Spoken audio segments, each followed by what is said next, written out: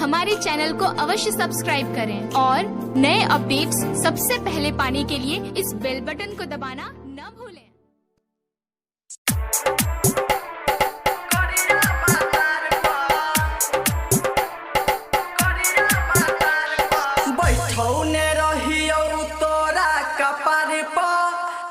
छकिया करिया भतार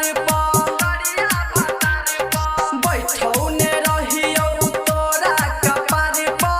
नाच छकिया करिया भतार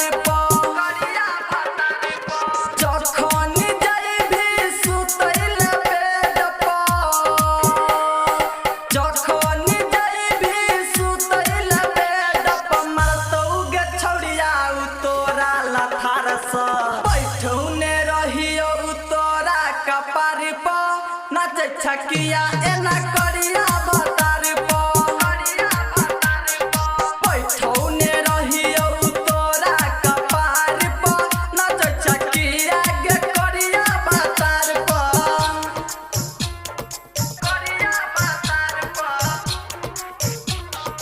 बैठौने रहियो तोरा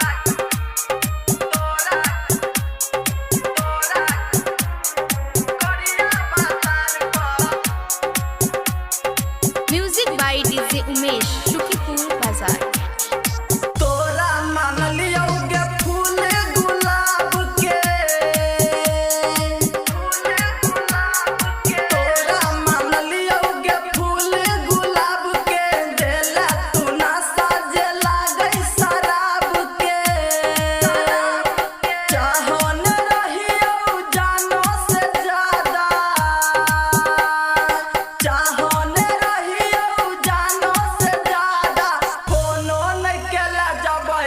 ससुरार सा बैठौने रहियो तोरा कपार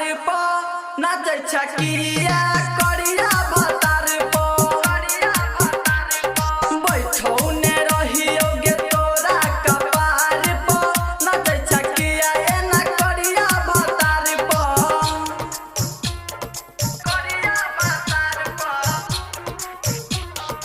बैठौने रहियो